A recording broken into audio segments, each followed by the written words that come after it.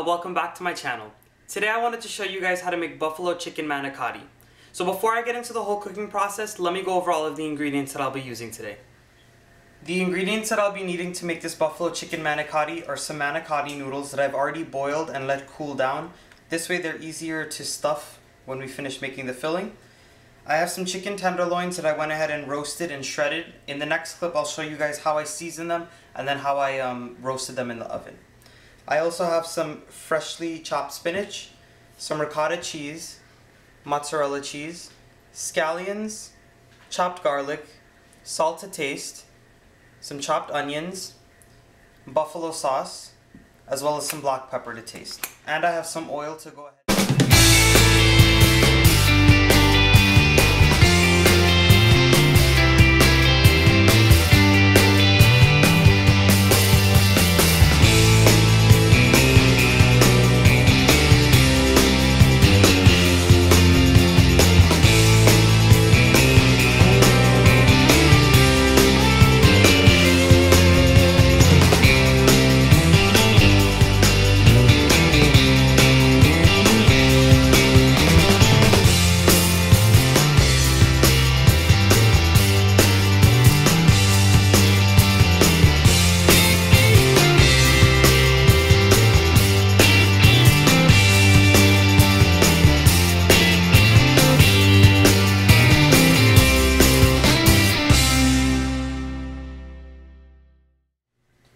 So the first step in making this manicotti is to go ahead and make our sauce.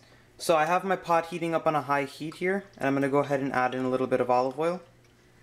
And then you want to go ahead and add in your garlic and your onions and let them start frying up.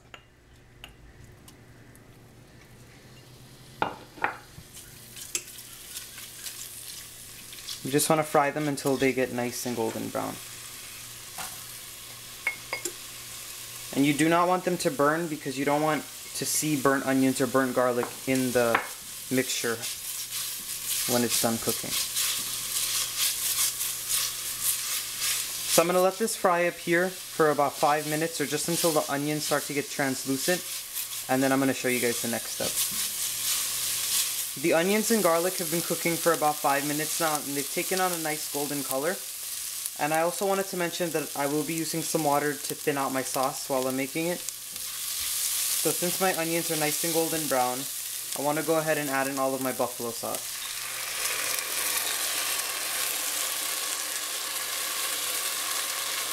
And you want to get it all out of there. And you want to give that a stir. And now we're going to add in just a little bit of water, just a few tablespoons.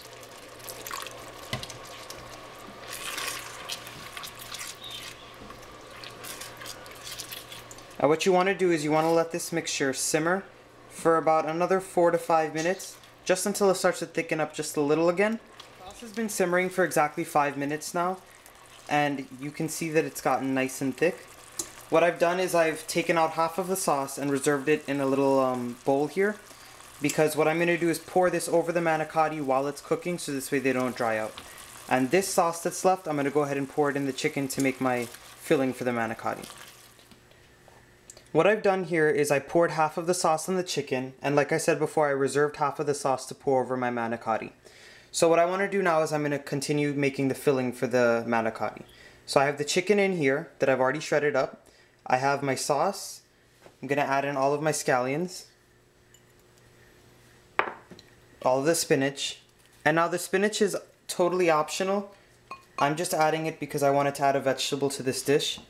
So if you do not like spinach or you just want to omit it, you can go ahead and do that. And I also want to add in my ricotta first.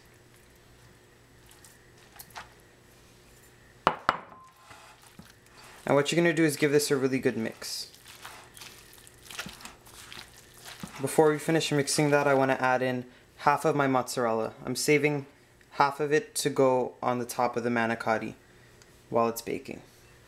You just want a little bit inside of the filling. I finished mixing my sauce here, and what I've done is I went ahead and tasted it for salt and pepper, and I did end up adding a little extra salt and a little extra black pepper.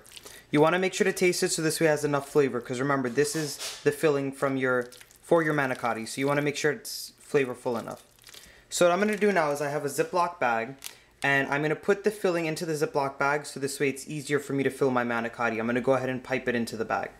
So I'm going to start with half of my mixture in the bag because it's a lot, and it might not all get used out with the amount of manicotti I have. So I'm just going to use half for now, and if I need to I can always refill the bag.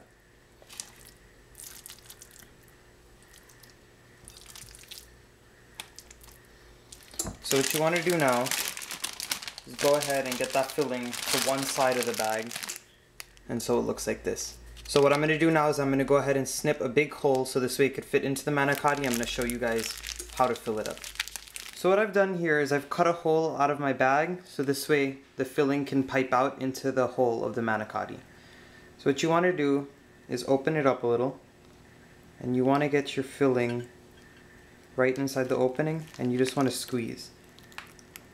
And you want to keep squeezing until it reaches the other end of the manicotti. And if you want, you can go ahead through the other side and pipe through there. Now what you guys are going to see is that the filling gets all nice throughout the manicotti, and it's evenly filled. So I'm going to go ahead and start laying them out on my pan and finish filling them, and then I'll show you guys what they look like when they're ready to go in the oven. I finished filling all of the manicotti, and what I did was I poured the sauce over it, and I went ahead and topped it with mozzarella cheese.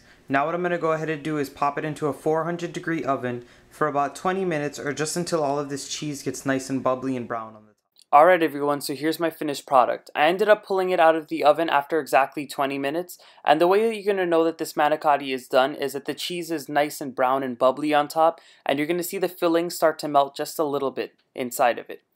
So I really hope you guys enjoyed Cook With Me again in the kitchen today. Please go ahead and give this video a thumbs up and subscribe to my channel so this way you can be notified on when I do post new videos. Also, feel free to comment down below on what you guys would like me to make next. Thanks for watching, everyone.